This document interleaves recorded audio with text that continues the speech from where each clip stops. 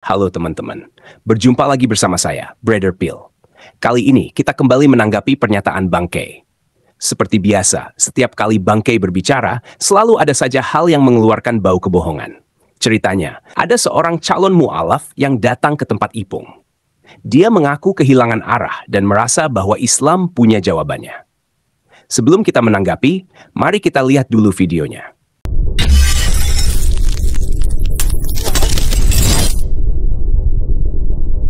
Gini, Islam dibilang kurang agama yang tidak bagus, Ustaz, karena poligami. itu udah lama, itu udah tersebar, sehingga menurunkan kadar kemuliaan Islam. Banyak pejabat-pejabat kita di Republik ini Muslim, jenggotan, jidat hitam, celana cingkrang, tapi korupsi. Itu mendegradasi, menurunkan kadar kemuliaan Islam. Jangan dilihat kenapa bingung amat. Nggak usah oknum. Ada ustadz memperkosa, misalnya. Ada ustadz nikahi anak kecil. Apa yang dilakukan itu bukanlah gambaran berkehidupan di Republik Indonesia yang plural, yang bermacam-macam. Kalau dia hidup di negara yang murni semuanya Islam, orang bisa terima itu. Tapi di negara Indonesia kan enggak. Kan Indonesia bukan cuma Islam. Ada orang yang aneh lihat, ih, apaan sih? Itu ngapain istrinya banyak sampai 4? Oh, nabinya gitu. Akhirnya nabi kita dihujat. Begitu. Karena banyak orang yang berpikir dalam Islam boleh. Iya, tapi kita kan bukan di negara Islam. Ayolah, pakai otakmu. Kita ada di negara yang plural. Buat orang Islam itu hal wajar. Tapi bagaimana pandangan saudara kita yang tidak Islam? Kaget. Tadi, Bangkei mengatakan bahwa beberapa hal yang dia sebut tidak boleh dilakukan di negara Indonesia karena hukum Islam tidak diterapkan di sini. Secara logika, dari ucapan Bangkei, hal-hal tersebut boleh dilakukan di negara Islam dan dianggap wajar, termasuk menikahi anak di bawah umur. Bagaimana menurut teman-teman? Kita lanjut. Contoh, yang tadi Bung bilang, dia langsung ingat nih, oh, itu cerita yang ini ya, yang dia akan dibully oleh para Yahudi ya. Betul. Dan kisah ini tidak ada dalam Bible. Yes, betul. Jadi salah satunya betul yang mengenai Nabi Isa atau di Kristen itu Yesus lebih banyak ternyata disebutkannya malah justru di Al-Quran. Yang cerita memang Yesus ternyata Nabi Isa menghidupkan burung, itu nggak ada di Alkitab. Terus yang cerita yang tadi itu yang ternyata Nabi Isa adalah bisa ngomong pada saat masih bayi, itu di Alkitab di Bible nggak ada. Makanya siapa bapaknya Maryam, siapa mamanya. Yes. Ya. Calon mu'alaf tadi juga mengatakan bahwa Al-Quran lengkap sedangkan Alkitab tidak. Dengan alasan dalam Alkitab tidak ada kisah Yesus membuat burung atau berbicara saat masih bayi. Menurutnya, kisah itu hanya ada di Al-Quran. Namun, ia tidak tahu bahwa kedua kisah tersebut hanyalah dongeng yang tidak pernah masuk ke dalam kitab suci. Seandainya ia mempelajari hal ini terlebih dahulu sebelum bertemu Bangkei, kemungkinan besar ia akan berubah pikiran. Nah, mari kita jelaskan, dibantu oleh Bro Tanpa Ragi. Begitu juga, Injil-Injil apokrifa yang lain ditolak oleh bapak-bapak gereja karena mereka adalah dongeng karangan. Nah, kisah tentang Yesus berbicara ketika masih bayi dan menciptakan burung dari tanah liat berasal dari Injil apokrifa yang disebut Injil masa kecil. Beberapa naskah Injil masa kecil yang merupakan tulisan tertua adalah Injil masa kecil oleh Yakobus dan Injil masa kecil oleh Thomas.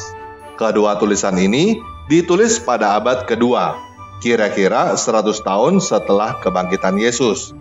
Jadi, jelas bukan ditulis oleh Yakobus saudara Yesus atau Thomas murid Yesus.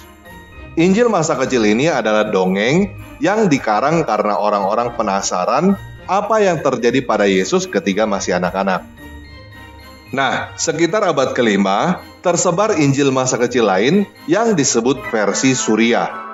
Injil masa kecil versi Suriah ini adalah terjemahan dan penggabungan dari Injil masa kecil oleh Yakobus dan Injil masa kecil oleh Thomas.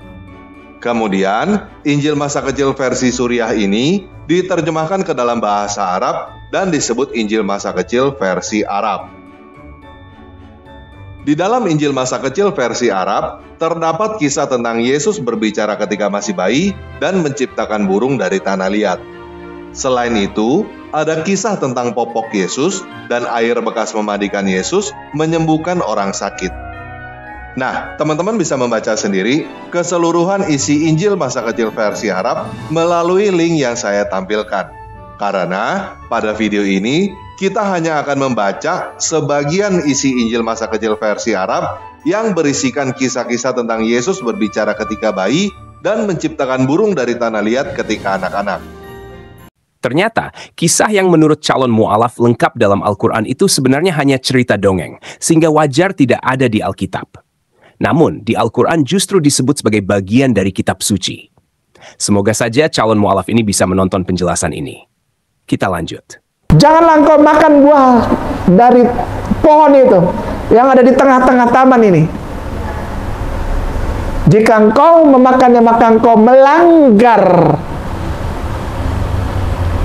tidak patuh kepada perintahku. Tapi di Bible jadinya lain. Ketika engkau memakannya, engkau akan mati. Loh, dari mana ini? Begitu kan? Oke, itu salah satu contoh.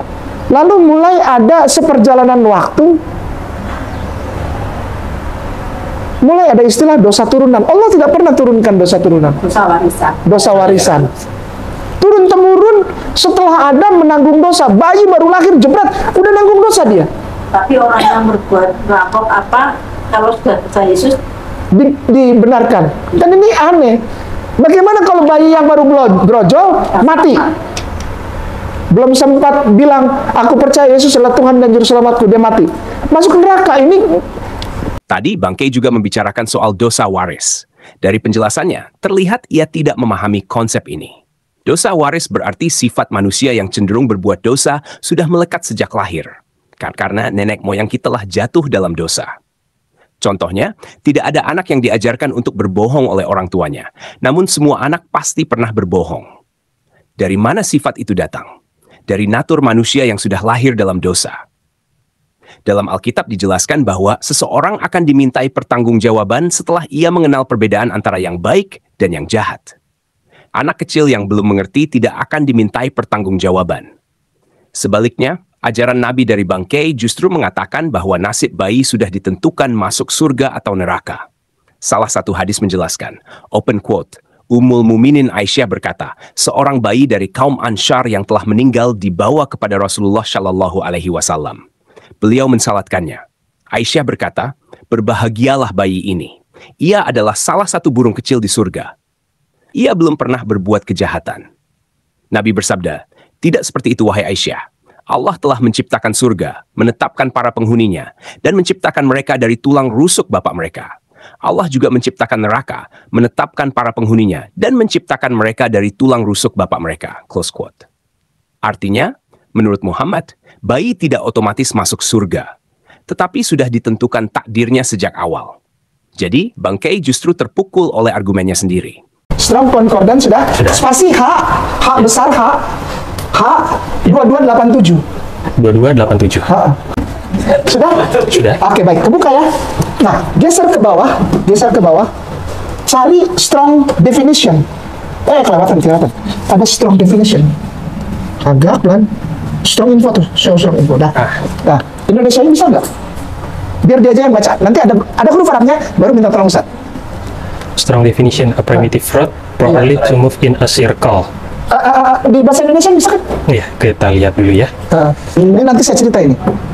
Mau dahsyat nih, Kairo nih Ustaz. Saya dibeliin sama Aries tuh. Waktu saya ke Yerusalem, dapat di Yerusalem gak ada, ke Kairo, saya beli 2 kitab untuk Ustaz Ipung dan dikasih kitab 2 ya Ustaz Ipung. 2 dari Rabai di tembok ratapan saya dapat. Sama ini kumpah. Ini nih yang topinya sepotong itu. Dikasih sama Rabi. Modalnya apa? Ngomong bahasa Ibrani. Ya, baca yang keras sekarang. Baca yang keras. Ustaz dengar nih, semua dengar. Properly. Agak primitive rod. Ya. Jadi sumbernya Ya. to move in a circle. Apa? Untuk bergerak di dalam sebuah circle itu berarti sebuah Lingkaran. Bukan lingkaran, lebih ke komunitas ya, komunitas atau perkumpulan to march in a sacred procession. Untuk Prosesi menuju suci bergerak suci. di dalam lingkaran. Circle itu bukan kelompok. Oh, bukan Ya, kelompok. itu kan baca deh, coba. Dari root, A primitive road, properly to move in a to circle. move, bergerak di dalam, in the circle. Tawaf. Terusin, jangan dikesimpulin dulu. To observe a festival, untuk merayakan sebuah event atau festival. Bagus. By implication, yang secara implisit Hah? untuk merayakan, menari, dan untuk merayakan hari makan, feast holiday, Iya. real and Feast holiday, ya, feast holiday. festival hari raya. Terus? Yes, ya, Udah, real to and habis. fro. Sudah Habis. Oke. Lalu, tadi kita lihat Bangkei menyuruh calon mu'alaf membuka konkordansi dari kata Hagak dengan nomor 2287. Ia langsung menyimpulkan bahwa arti bergerak melingkar itu merujuk pada tawaf di Mekah. Padahal dalam tradisi Yahudi ada perayaan Hakafot Simchat Torah, di mana umat Yahudi menari mengelilingi bima, meja pembacaan Taurat, sambil membawa gulungan Taurat. Contoh lainnya, pada perayaan Sukkot, Hari Raya Pondok Daun, imam dan umat mengelilingi altar di Bait Suci, sambil membawa cabang lulaf dan etrog. Pada hari ke-7 Sukkot yang disebut Hoshana Rabbah, prosesi keliling altar dilakukan 7 kali. Jadi bergerak melingkar bukan berarti mengelilingi Ka'bah. Bahkan bisa saja tradisi tawaf diadopsi dari tradisi Yahudi kuno. Sekarang geser ke bawah. Coba kau translate Brown River Bricks. Driver Bricks Lexicon. Ya. Jangan di atas aja. Brown River Bricks. Baca 1-2 baris saja. Yang Ya itu. Baca. Translate sekalian, kencang. Ini pinter nih Ustaz Ipung. Anak ini pinter nih. Si Ipung nih. Masih bujang, Bro. Masya Allah. Sudah. Udah, jangan jauh-jauh di situ aja. Nah, cek. betake oneself to or towards an object of reference, make a pilgrimage to Mecca. Untuk datang mengunjungi ke satu titik Iya. tempat ziarah pilgrimage. Kemana tempat ziarahnya? Di Mekah, Sabian make pilgrimage Sabden. Hah? Di mana sekali lagi? Pilgrimage to Mecca, atau bahasa Indonesianya Mekah. Ada huruf Arab di situ? Ada. Oke, bisa baca? Enggak. Minta tolong si Ustaz. Ustaz yang keras. Apa nih? Cuma dua huruf. Itu huruf Arab ada, itu ada huruf Arab. Hadir. Yesus pergi ke Mekah, Bung. Oke. Ini Bible, ini bukan Al-Quran. Dia berjalan berkeliling dalam lingkaran, dalam prosesi suci. Tawaf tapi. Iya. Tidak berhenti di situ. Bangkei juga menyuruh membuka kamus Brown Driver Bricks. Namun, ia melarang menyalin penjelasannya secara lengkap. Mengapa? Karena kalau dibaca utuh, kebohongannya akan ketahuan. Dalam kamus tersebut dijelaskan hubungan kata Hagag dengan bahasa-bahasa Semit lain. Arab, kata mirip berarti menuju atau mendatangi objek penghormatan, atau melakukan ziarah ke Mekah. Sabean, kata mirip berarti melakukan perjalanan ziarah. Syriac, kata mirip berarti merayakan pesta. Palmyrene dan Phoenician juga memiliki bentuk serupa yang digunakan sebagai nama diri. Jadi, kamus ini hanya membandingkan pemakaian kata di bahasa serumpun, bukan mengatakan Yesus pergi haji ke Mekah. Bahkan, dalam penjelasan tadi, disebut bahwa orang Sabean juga melakukan ziarah. Sabean adalah bangsa kuno di Yaman Selatan, kerajaan Saba, yang memuja dewa bulan Al-Makah. Mereka memiliki kuil besar di Marib, seperti Awam Temple, Maram Bilqis, dan melakukan ziarah pada waktu tertentu untuk mempersembahkan korban, berdoa, dan merayakan pesta keagamaan. Demikian pula, dalam tradisi Yahudi juga ada ziarah, tapi bukan ke Mekah, melainkan ke Bait Suci yang mula-mula didirikan oleh Musa dan kemudian dibangun permanen oleh Salomo.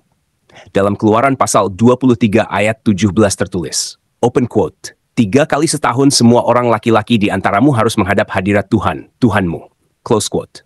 Artinya, ziarah atau haji dalam bahasa Arab yang dilakukan orang Yahudi adalah ke Bait Suci, bukan ke Mekah seperti klaim Bangkei. Jadi, klaim bahwa Yesus berhaji ke Mekah adalah kebohongan. Demikian tanggapan kita terhadap klaim asal-asalan dari Bangkei, yang sayangnya masih ada saja orang yang mempercayainya. Terima kasih untuk dukungannya. Tuhan Yesus memberkati. Yang mau dukung channel Pil Pahit, silakan scan QR Code ini atau klik link di kolom komentar. Terima kasih. Buktinya bahwa Al-Quran benar. Nabi Isa tidak disalib. Apa? Tidak ada bukti. Sekali lagi, bukti. Sekali lagi, bukti. Sekali lagi. Sekali lagi nama saya bangkai saya. Mau berdebat dengan para pendeta saya.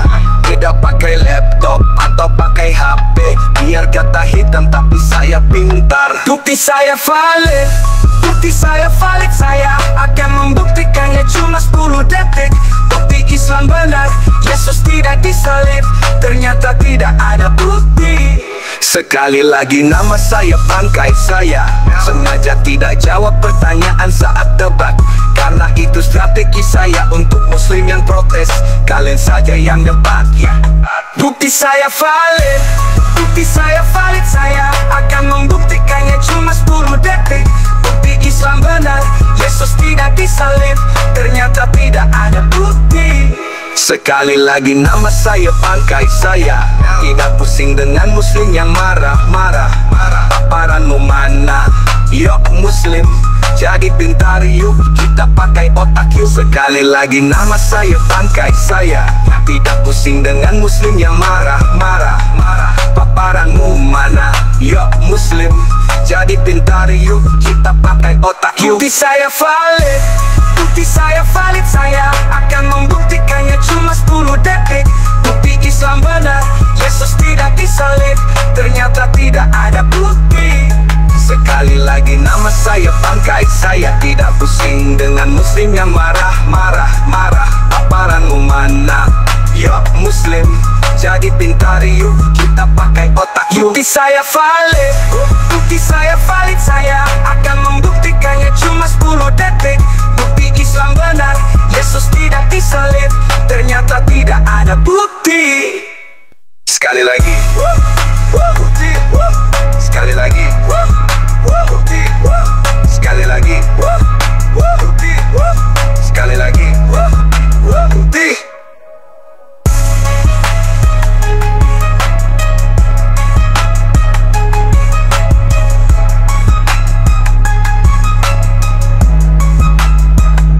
Jadi dengan kata lain begini, kita mau bicara tentang historical Jesus dengan tema yang begitu luar biasa, dan Pak Kainama datang dengan hanya satu bukti. Buktinya adalah tidak ada bukti. Sekali lagi. Astaga naga. Kita pakai otak yuk. Yuk, mau, ayo. Yuk, jangan tiba-tiba memalukan Islam. Paparanmu mana? Gitu. Kok bisa nggak mamparkan kayak gini? Itu. Yuk kita pakai ini yuk. Jangan kosong nih. Kalau diginin bunyi klak, kosong.